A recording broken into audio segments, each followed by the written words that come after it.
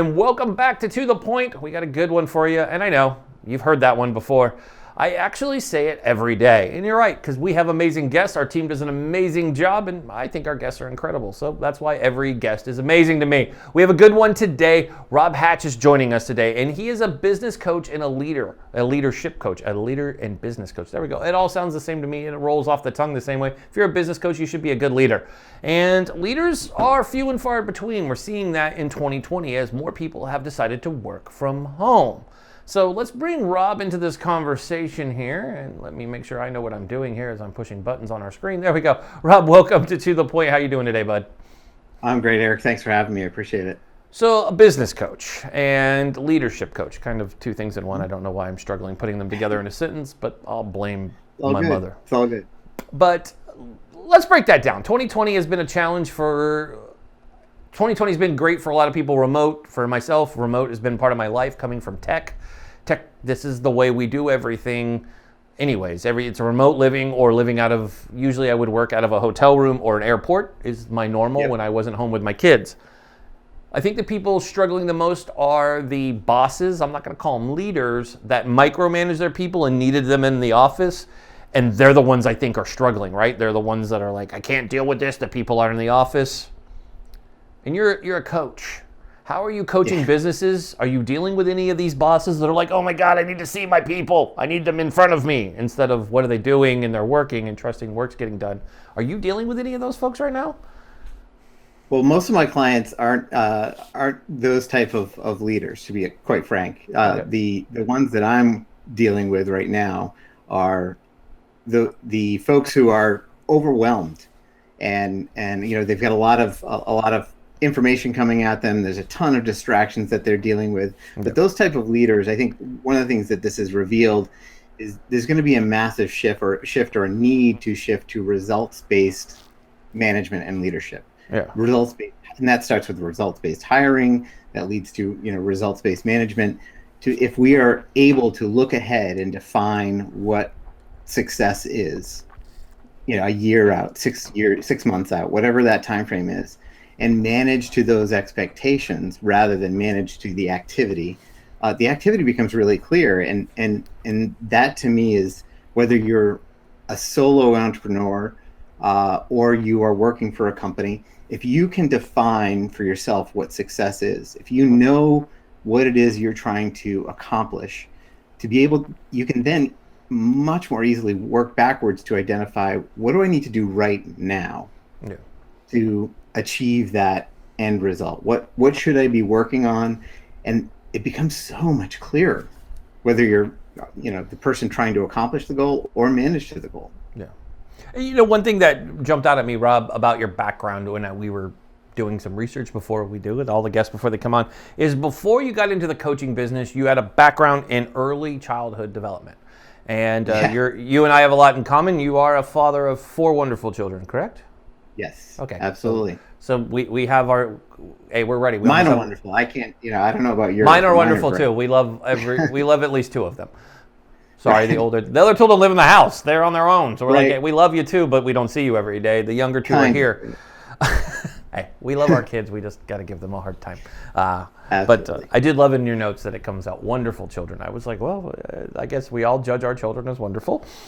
Some of us, unless they're committing acts of things that we don't want them to do. But, with the lessons that you've learned with talking about childhood development, and everything is so different now, what can we do in our personal lives that you've learned from there? I mean, obviously attention span is something that we're doing. Information overload. I know these are kind of skipping around your talking points, but it's something that our kids are dealing with every day. And I think, they have what I consider a nightmare. If you would have told me in February that I would be living in a household with 2 people who spend close to 8 hours straight on Zoom calls, I would have, number one, told you if his name's Eric Mitchell, he quits and will not be doing those, because I hate Zoom calls. I do 3 a week that are standing, and I try to get out of every one of them. And I don't care if they're watching right now. By the way, I try to get out of every Skype call and Zoom call. If it's anything that's a meeting. But information overload, like what can we take away? What are you doing to kind of help your clients? There's so much information because now you jump on a Zoom call and it's everything, right? It's not a flight, a delayed meeting. You're in a Zoom call. What has your background working with children and now as a coach? What is that, what are you teaching people to kind of put that fine line together? Because I'm sure there is some sort of line with all this information that we have coming on and coming at us. Absolutely.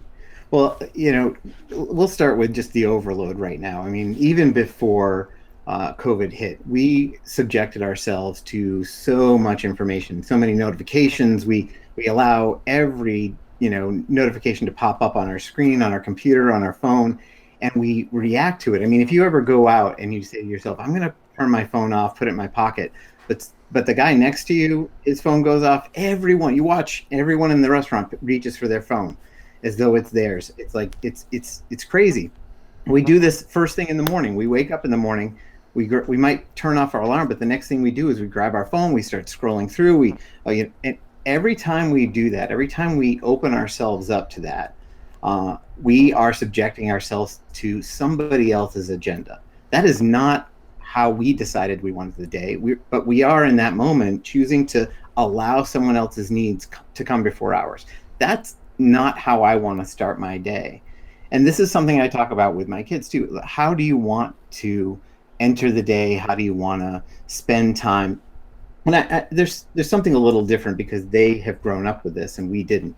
But in general, we can and should start to think about reclaiming some of that time and attention back, because we give it over so often to all of these notifications. And we need email. These platforms are great. Social media platforms are great ways to stay connected and promote your business. But there's a difference between going in because someone told you should, interrupted whatever you're working on, you reach for it, you open it up, now you're scrolling around trying to figure out what it was, and then you see something else, and next thing you know, you're down this rabbit hole, versus going in there intentionally. I'm going to check my email now because now's the time that I've decided, I can check my email. I'm ready to do that. But, we subject ourselves to all of that interruption all the time, and it's a million tiny decisions, and it distracts us. It pulls us away from the work that we really want to be doing, the time that you want to spend with your kids. Yeah, I like that. You also talk about another thing that I really like, and you call it information overload. Yes. Not, wait a minute, we just talked about that. Decision same fatigue. Sentence scratcher, decision fatigue. You write about that quite often. I love that. It's something that, being in the military, we have a different name for it, but decision fatigue, it's amazing. Can you explain what that is, so in layman's terms, because I think everybody has a different, but it was so compelling when I was like, decision fatigue. I know so many people who have that. It's amazing how when you wrote it, I was like, oh, triggering, like totally know people in my own house who have decision fatigue. Can you explain that to everybody at home, exactly what it is and how you could get, and minimize it? Well, the basic idea is that for every decision we make, our ability to make subsequent decisions is degraded. So when we're making a million tiny decisions and then we're faced with a major decision, our brains have been worn down by all those tiny decisions, and it's harder for us to focus our energy and attention on the bigger decision and make good decisions in the moment. So the idea is to deal with decision fatigue. I mean, and you can just imagine, we were talking about the idea of you're wake up in the morning and you're subjecting yourself to a million tiny decisions the minute you open the phone. Every email line, every subject line is, do I answer this? Do I not answer this? And you're looking at 20, 30, 40 before you even get out of bed. Then it's, what do I wear? What do I eat? All these little decisions add up and fatigue us. So the answer for me is to decide ahead of time. And one of the things that I work on helping people do is to decide ahead of time, one, how I want my day to look, and two, eliminating or reducing those distractions, setting some rules, like I don't check my phone or my email until about 10 o'clock in the morning. My morning, that's not how I want to spend my morning, checking social media or email. And then I have a 2-hour block of time where I have already decided 3 of the most important things that I want to work on. And everything's ready for me. I have laid everything out. I know exactly what I'm going to do. It's focused. Again, no checking email, no notifications. That's the easiest way is to stop notifications. We behave as though we're on call as an ER doc, and we're not. We can go a couple of hours, and the people waiting for us can as well. I love that you said that about so many people. I turned off notifications. It was funny. We were offline, and I know one of the folks that you work with is Chris Brogan. And I believe it was Brogan talked about turning off notifications. It was either him or Guy Kawasaki, two legends of the game. Right. But you don't need to have those on. And I know people love having it. And I've seen it with my friends as they've come up and their careers are taking off. And I'm like, why is your Twitter going off like that? And they're like, oh, I get notified every time someone tweets. I'm like, wow, I can't do that. It's the first thing I turn off. I don't need to know when somebody Facebooks, tweets me, IGs me, LinkedIn's me, whatever people need to do. They don't. I have zero notifications. I'm even pleasantly surprised when I get even Slack, which I love, which is something I check probably more frequently than anything. I don't even have notifications for that. I just end up going and I know I need to look in it, but it's it's kind of like what you're talking about. Now, you do talk about one thing that I really like. You write about being talk about feeling more confident when we take action. And I like that because I think it's very true. I know when I have my plan, you talked about writing a plan out and having a plan for your day. You personally not starting looking at social till 10 a.m. That's a great goal, by the way. I'm going to challenge myself to that. But having a plan of action, something, again, I guess it's a military thing. Totally love where you're going with that. Now, what is the key to that? More confidence creates action. You feel better, but you get your confidence because you actually have an action plan together, and you go skipping out of the office instead of like some of us who, if we don't have that action plan, if I don't have a plan for the day, it's a mess with me trying to figure out where I'm going. Yes. What are the keys to your success with this idea that you're sharing with everyone?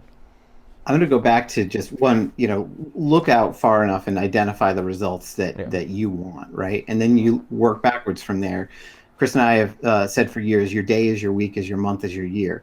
So you take the year and you work backwards so that you can identify what do I need to be doing today that will get me there. The cool thing about it and where the confidence comes from is we get so overwhelmed with all the things we think we need to be doing. But if you have a plan, and on that plan is one simple act today, let's just say, if you were training for a marathon and today's goal maybe a rest day, for crying out loud, because that's important, right? But also, so let's say today's goal is just to run for 5 miles, really slow pace. It's kind of a recovery day. If you do that 5 miles, you shouldn't feel bad about not running 10, because that's the plan to get you to the 26.2. You shouldn't feel bad that you're not able to run 26.2. You shouldn't feel bad that you're not at a 10-minute mile yet, or a 9-minute mile. That will come because you've done the work that is on the plan. So there's something relaxing and freeing to be able to say, I've done enough today. I don't need to cram every second in or do tomorrow's work today. That's not going to help me get there any faster. In fact, it could, in the case of working on training for a marathon, it could undo a lot of things because you overtrain.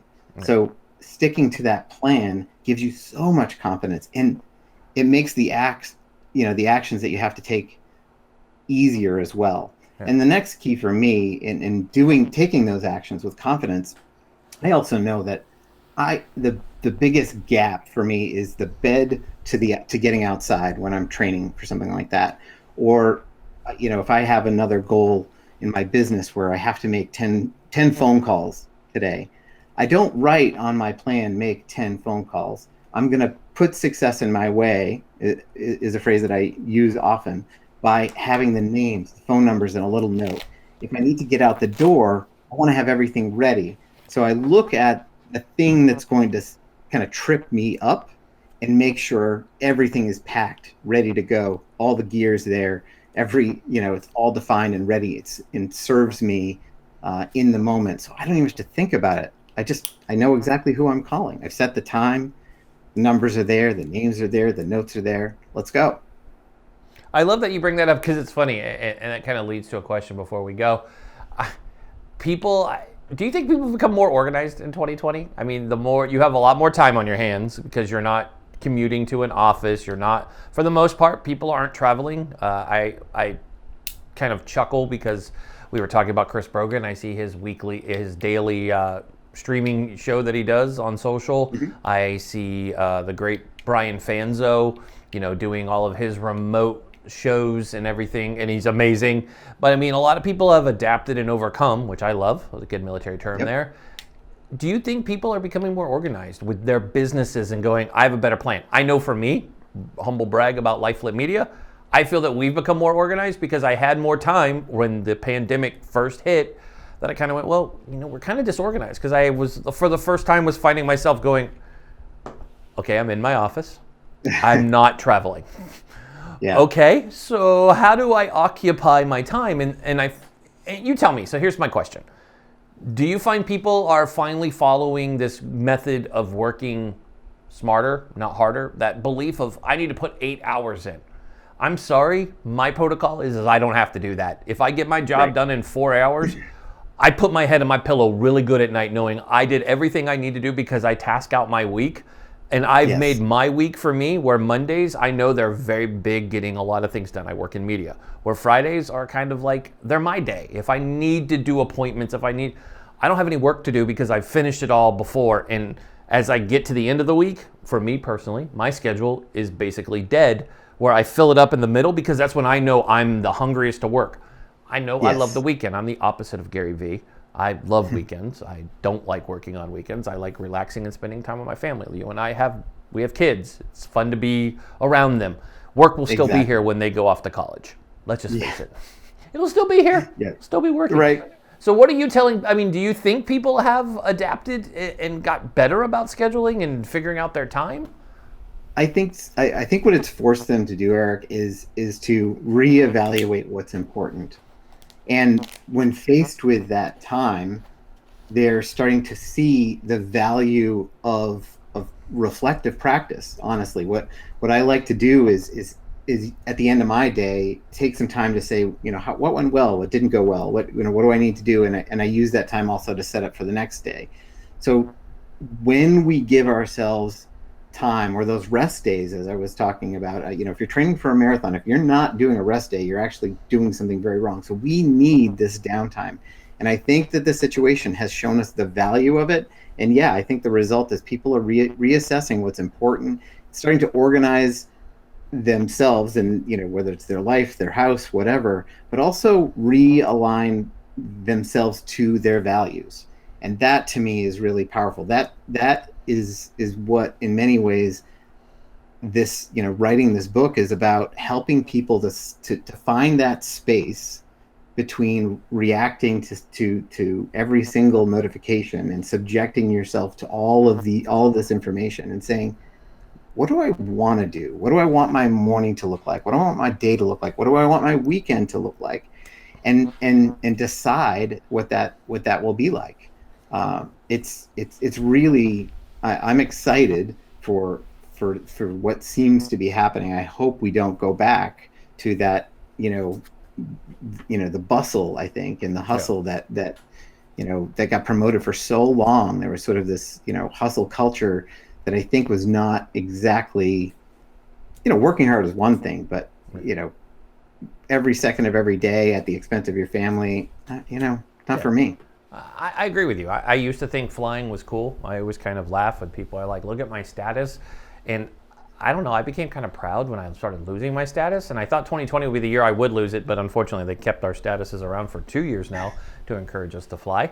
Gotta love the airline's humor. Good old Delta's like, we love you. You're high up with us. We don't want you to get rid of it. And I have enjoyed that, but you're right. The one thing I have enjoyed, and I keep telling people, is I think I'm closer to the 2 kids that still live in our house out of the 4. I think I'm closer to them than I am with anyone else. It's amazing to see them grow. I know when COVID first hit, it was hard because it's an unknown. For the most of us, we went to high school. We remember, my daughter started her junior year, finished her sophomore. It's difficult. I think it's something we all have to do, but I always laugh because I think of Tim Ferriss's book, and I remember 2 years ago, I stood on a stage and I told people, I said, this is one of my favorite books. I love the 4-hour work week because I'm I believe you should work harder, not, work smarter, not harder. I think that's the way that you're supposed to say that. I just don't like working all day long. I just don't like sitting in my chair, staring at my computer screen, staring at my phone, watching, listening to No. I want to be off doing something, seeing people. And I think that's where we're really headed here. So before you go, real quick, talk about your company that you have with Mr. Brogan, what you guys do. Give yourself, shamelessly plug. This is the shameless plugging part of the show. So shamelessly plug away, Mr. Rob. Thank you. Chris Brogan and I have a company called Owner Media. And you can find us at owner.media, where we work primarily with small companies, small businesses, developing skills and strategies. We do webinars, monthly webinars, a couple a month actually, and we have courses for small businesses and entrepreneurs trying to figure out how to have a stronger digital presence and some personal leadership issues as well. How do I manage everything that's coming at me. So we're a pretty good team. But owner.media is where you can learn about that, and you can always find me at robhatch.com as well, and that's my site for my coaching and consulting. So awesome. It's been so insightful to have you on here, Rob. There's a lot when it comes to coaching and leadership, and I know a lot of folks. I love talking about leadership. And I think so many businesses need to have someone like you in their life to be like, this is what I need to help focus. Because when I went on your website, I love the questions that you guys have as you scroll down on the website. It's kind of, what do you need help with? Like, some people need help being organized because it's hard. You could be a leader. And I remember working in the Silicon Valley. That was the one thing I remember working with founders of companies, is they struggled so much as they grew because they didn't want to give up, because they created the baby, right? It's like, this is mine. Right. It's hard to let go. It was funny watching them, and here they are. They came up as like VPs at like Salesforce, which you talk about a guy who had to start giving up things. Mark Benioff, amazing entrepreneur, as creator of Salesforce, but he had to do the same thing. So I think it's funny watching people do that. But I think a lot of people are struggling with that as they get that, and I know a lot of leaders are struggling with people being remote.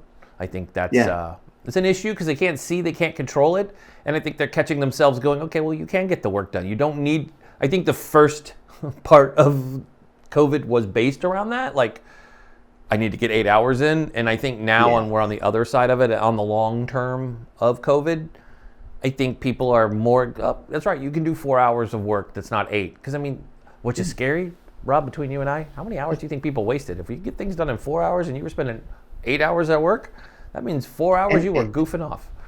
And part of that is honestly managing those interruptions too, right? Allowing all that information, whether it's someone walking in or checking an email, and sometimes it's just pure wasted time where they're we're just scrolling.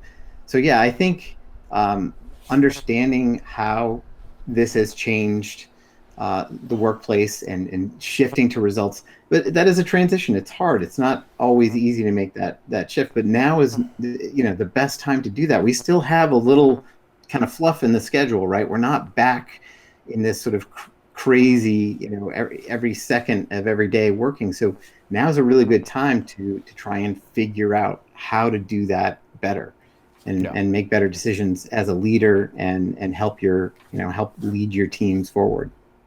I totally agree with you. So I'm getting my producer in my ear now. She's like, can you shut up? Because I'm just going long on every interview. I'm good at that. It's like 15 minutes turns into 30. That's how we roll around here. And our guests love it. We get a lot of good information. So Rob, I want to thank you for joining us today. Folks, you know how to get a hold of Rob. Again, as a reminder, if you're watching on C-Suite TV or on YouTube and even on Facebook, scroll down. You'll see all the ways to connect. You can learn about Rob and Chris Brogan's company, and you can learn how to connect with Rob and see everything on there. Give them a follow on social. You guys know the rules. If you're watching our guests, follow them on social. Everybody deserves a good follow. You actually learn something, and you don't need to follow that orange guy who tweets crazy in caps. So it's okay. You can unfollow him and follow Rob. It's a good trade-off, I tell you. It's a great trade-off. It's a great trade-off. Trust me, it's a much better trade-off. You'll be like, wow, I learned something today, and I'm not angry. So it's what happens. So Rob, I want to thank you so much for joining us today. Everybody else will be right back after these messages. And we're clear. Look at that. Yay. Good. Let's get to the point.